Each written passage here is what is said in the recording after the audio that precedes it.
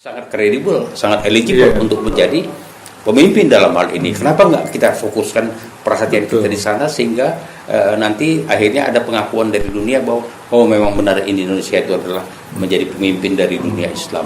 Jadi tidak semata-mata dari segi angka populasi kita yang terbesar di dunia, tapi juga dari segala macam, terutama potensi dari soft power itu.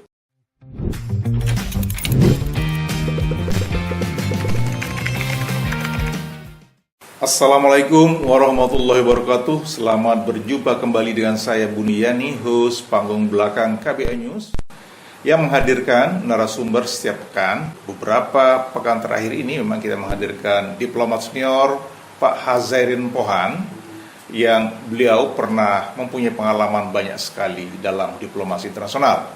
Kali ini para sahabat dan pemirsa, kita akan membicarakan mengenai potensi Indonesia untuk menjadi pemimpin di dunia Islam dan apa yang harus dilakukan untuk hal-hal itu. Nah, ini Pak Prabowo sedang kemarin sempat melakukan kunjungan ke Turki dan ke Timur Tengah.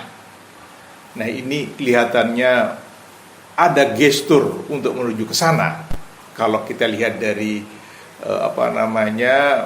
sisi diplomatik. Bang Has bisa melihatnya seperti apa kalau melihat kunjungan Pak Prabowo itu ke Turki dan juga ke negara-negara Timur Tengah? Silakan Bang Has. Baik, jadi kalau saya melihat secara overall dari kunjungan 5 hari Presiden Prabowo, dari mulai tanggal 9 kemudian baru kembali tanggal 15 ke Jakarta, tidak ada satu capaian yang signifikan di sana.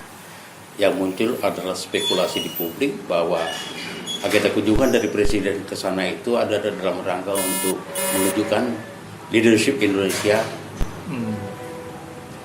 untuk menjadi pemimpin dunia Islam dan berbicara on behalf of the Muslim world. Nah, ini tidak terlalu menonjol dibicarakan. Nanti kita lihat ada beberapa hal yang menjadi catatan kita di sana.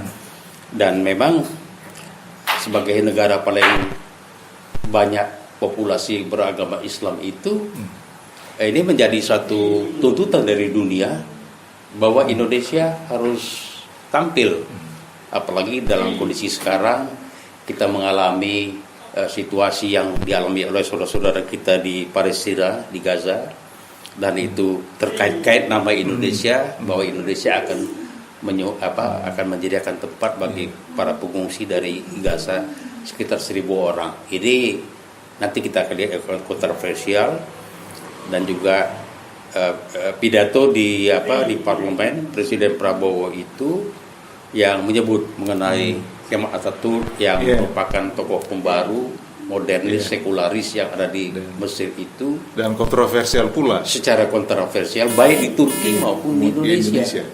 Jadi di Turki orang-orang sekuler pada tepuk tangan menyambut, tapi di kalangan Islam di sana menyesalkan karena Islam itu mencatat bahwa Kemal Atatürk itu sendiri memiliki satu rekod yang sangat buruk kepada dunia Islam. Jadi kalau kita lihat dari konteks itu, memang akhirnya spekulasi bahwa kunjungan Prabowo di sana untuk mengestablish suatu dirinya dan Indonesia sebagai pemimpin dunia Islam itu kelihatannya jalannya masih panjang. Hasil-hasil kunjungan juga ya so and so lah, tidak terlalu menonjol, tidak terlalu memberikan satu achievement, karena memang masalah kunjungan seperti ini juga mungkin perlu kita susun ulang ya, kita restruktur lagi, bahwa biasanya satu kunjungan itu harus dengan satu persiapan substansi yang cukup matang. Dan kemudian juga kita juga harus menentukan ini sifat kunjungan ini apa. Ini kelihatan banyak dari masyarakat kita, media kita tidak menyadari bahwa sebenarnya kalau kunjungan seorang Presiden Prabowo kemana-mana itu selalu orang mengatakan kunjungan kenegaraan, padahal dalam praktek dalam diplomasi internasional itu kunjungan itu bisa dibagi 3. Yang pertama itu kunjungan kenegaraan, itu adalah kunjungan balasan. Jadi tidak bisa seorang presiden 2 kali melakukan satu kunjungan satu tempat berturut-turut. Harus dibalas dulu baru dibalik. Yang kedua itu pada tingkat kedua ada yang disebut kunjungan resmi. official visit. Ini sangat kaya dengan substansi, pembahasannya itu seluruh bidang-bidang kerjasama bilateral itu dilihat lagi yang mana perlu kita akan tekankan dan apa yang ingin kita capai. Itu dari awal itu publik ini harus di-educate, diberitahu kita ngapain beliau ke sana, apa masalah bilateral yang menonjol berbicarakan, sehingga hal ini seperti ini juga merupakan satu pembelajaran bagi kita, dan memang juga supaya satu kunjungan itu tidak diadakan ya karena kepingin kunjungan ke luar negeri lalu dikarang-karang kebutuhannya apa, dan kemudian seperti itu harus dilakukan secara matang. Nah, yang ketiga itu, level ketiga itu ada namanya kunjungan kerja. Kunjungan kerja juga itu yang paling jelas itu antara tiga tingkat kunjungan ini, kunjungan kenegaraan, kunjungan resmi, dan kemudian kunjungan kerja ini memiliki tingkat keprotokolan yang berbeda. Kalau yang pertama itu yang paling top itu kunjungan kenegaraan, ada letusan meriam, ada pemeriksaan barisan, ada meletakkan karangan bunga di makam pahlawan, lalu ada pidato di parlemen, dan itu biasanya dan memang harusnya dalam satu kunjungan kenegaraan itu ada official dinner, jamuan resmi kenegaraan. Itu dilakukan malam. Jadi kalau siang dilakukan makan siang itu biasanya barangkali ada satu kunjungan yang bersifatnya official visit, jadi kunjungan kerja. Dan itu dalam tradisi kita itu biasanya kalau kunjungan resmi itu bisa presiden melakukan. Itu tadi saya bilang bahwa itu harus kita sepakati secara bilateral, karakter dan kemudian sifat kunjungan, kemudian substansi agenda yang mau dibicarakan untuk apa, baru akan ditentukan sifat kunjungannya, apakah kenegaraan, apakah kunjungan resmi, atau hanya kunjungan kerja. Kunjungan kerja biasanya lagi pergi kemana gitu, kemudian mampir di mana, dan kemudian memang ada yang urgen mau dibicarakan, dan itu tingkat protokol dari kunjungan kerja itu sangat rendah, tidak terlalu protokoler lah gitu kita bilang.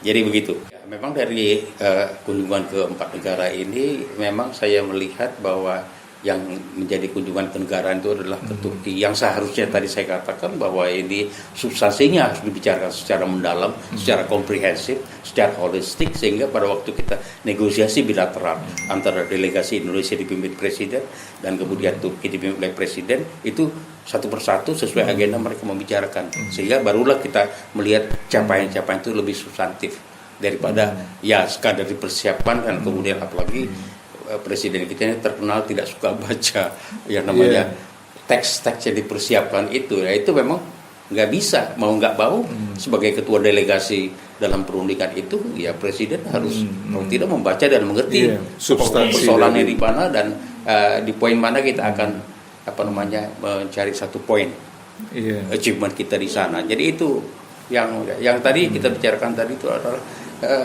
seperti apa sih postur Indonesia, layak atau tidak layak menjadi pemimpin negara Muslim.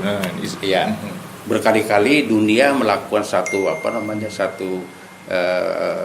semacam poll pendapat itu, presiden kita itu ya nomor berapa gitulah. Jadi tidak di nomor 1, tidak nomor 2, tidak nomor 3, ya kira-kira nomor 11 begitulah. Jadi kita memang ironis ya, satu negara berpenduduk Muslim terbesar di dunia, dan kemudian negara kita itu negara besar dan memang secara internasional seharusnya mendapat tempat yang lebih layak di internasional, termasuk dalam rangka menjadi satu negara yang bisa berbicara atas nama the Muslim world. Jadi ini agendanya menurut saya memang kalau kita melihat dari secara diplomasi kita bahwa apa yang telah dibuat oleh Pak SBY, visi beliau, Indonesia itu satu negara yang sangat saya nggak setuju kata-kata bilang moderate. Moderate itu tergantung dari mana, itu subjektif sekali. Tapi saya melihat Indonesia sebagai satu negara Islam yang toleran. Kalau toleran itu terukur, terrefleksi di kenyataan. Jadi saya lebih suka menyebutkan Indonesia sebagai negara toleran. Dan memang dalam hal soft power barangkali ya, kalau kita lihat dari hard power, kekuatan ekonomi, kekuatan militer, kita belum layak untuk tampil menjadi pemimpin. Barangkali dari soft power ini kita memiliki, saya melihat beberapa potensi-potensi yang kuat sekali dalam bidang soft power ini, yaitu dalam bidang sosial, pendidikan, dan termasuk dalam bidang budaya. Ya, di mana Indonesia bolehlah kita menjadi pemimpin dunia Islam dalam konteks ini. Secara overall itu memang hal ini sudah mendesak untuk disusun kembali oleh pemerintah kita. Kalau memang betul bahwa melalui medium soft power kita akan bisa berbicara, dan itu ruangnya bagi kita besar sekali, dan barangkali di seluruh negara muslim yang ada di dunia ini yang paling besar potensinya Indonesia dalam soal berbicara mengenai soft power ini. Dan kalau kita lihat juga dari segi pendidikan misalnya, yang juga ini pendidikan yang ditawarkan Indonesia dengan pesantren, boarding school model pesantren itu barangkali menjadi suatu model alternatif. Bayangkan aja di zaman penjajahan 99% rakyat kita tidak sekolah yang disediakan oleh pemerintah kolonial. Nah, mereka bersekolah di pesantren, dan itulah menjadi cikal bakal elit Indonesia yang akhirnya membuat Indonesia merdeka. Jadi ini model pendidikan pesantren ini kalau menurut saya sangat layak kita jual ke dunia internasional. Belum lagi potensi makanan halal, belum lagi potensi yang disebut sebagai fashion. Muslim fashion itu Indonesia ya salah satu kiblat dunia yang paling besar ini sekarang ini. Dunia melihat bagaimana industri fashion kita, pakaian muslim kita itu menjadi satu kiblat bagi dunia sekarang ini. Dan ini hal-hal seperti ini barangkali yang bisa kita eksplor, kita kembangkan, kita susun roadmap-nya, kita susun agendanya. Lalu kita melakukan langkah-langkah promosi yang secara terukur kepada dunia. Dan juga di dalam beberapa kesempatan misalnya di Gajah Mada, saya menyampaikan pada waktu itu saya masih bergabung dengan tim Pak Prabowo di sana kan. Jadi saya diminta untuk mewakili beliau dalam perdebatan di Gajah Mada. Saya mengatakan juga bahwa kalau kita mengadakan namanya International Islamic Festival, sangat layak di Indonesia. Apakah di situ nanti ada dialog seminar para scholars yang berbicara mengenai Islam ya. Lalu kemudian ada berbicara mengenai seni budaya, ada juga kuliner, seni kulinernya, ada musiknya di sana. Barangkali ini akan menjadi sesuatu hal yang menarik kalau kita lakukan secara rutin, secara internasional, dan pantas Indonesia menjadi leader lah di Mekahnya dunia Islam itu dalam hal itu pantas sekali. Untuk culture, Islamic culture gitu kan. Untuk Islamic culture itu musiknya, makanan kulinernya, pakaiannya, dan kemudian peninggalan sejarahnya. Sangat pantas kita Indonesia mengundang dunia untuk setiap tahun mengadakan satu festival di Indonesia, di mana mereka memamerkan pakaian mereka, mereka memamerkan musiknya, memamerkan sejarahnya, dan kemudian para scholar kita dan mereka akan bergabung berbicara mengenai hal-hal yang berkaitan dengan masalah pendidikan Islam. Kalau nggak salah itu sempat dimulai sama Pak Harto sebetulnya Bang, tahun 95 ketika 50 tahun Indonesia merdeka kalau nggak salah. Itu ada festival Istiqlal itu, saya ingat saya. Besar sekali. Itu Pak Mari Muhammad nggak salah ketuanya dulu. Dia sampai mengundang macam-macam lah, termasuk si Anwar Ibrahim diundang dulu itu. Yang saya ikut meliput dulu itu tahun 95. Tapi intinya gitu ya Bang. Oke, kita kembali ke sini. Dengan kata lain sebetulnya itu kalau seandainya ini betul-betul serius pemerintahan Prabowo bahwa menjadikan Indonesia menjadi leader di dunia Islam, itu kan kalau ekonomi kita nggak mungkin, karena ekonomi kita nggak bagus, militer kita tidak juga gitu kan. Nah yang mungkin ada kesempatan kan itu di bidang culture tadi ya. Dan itu kan soft power ini penting sekali. Dunia itu tahu Indonesia itu potensi kita, artinya respect dunia internasional itu kalau ada World Giving Index itu menempatkan Indonesia nomor 1 bangsa yang suka memberi, nomor 1. Dan jumlahnya sangat besar sekali rupanya. Yang namanya sedekah dan zakat dan segala macam itu dari Indonesia. Itu satu, mereka tahu yang paling rakyat yang paling murah hati memberikan bantuan perhatian kepada orang-orang yang tidak mampu itu adalah Indonesia. Nomor 1 kita Indonesia di sini. Ini satu hal. Yang kedua itu kalau kita katakan bahwa tadi kita sebutkan juga mengenai sebagai bangsa yang toleran. Bukan moderate, saya nggak suka pakai kata Islam moderate, tapi Islam yang paling toleran barangkali ini menjadi satu daya tarik dunia. Dan dalam hal ini juga kalau kita berbicara mengenai perdamaian dunia misalnya ya kan, kita bicara mengenai interfaith dialog ya kan, ya barangkali ini negara kita ini sangat kredibel, sangat eligible untuk menjadi pemimpin dalam hal ini. Kenapa nggak kita fokuskan perhatian kita di sana sehingga nanti akhirnya ada pengakuan dari dunia bahwa memang benar Indonesia itu adalah menjadi pemimpin dari dunia Islam. Jadi tidak semata-mata dari segi angka populasi kita yang terbesar di dunia, tapi juga dari segi macam terutama potensi dari soft power itu.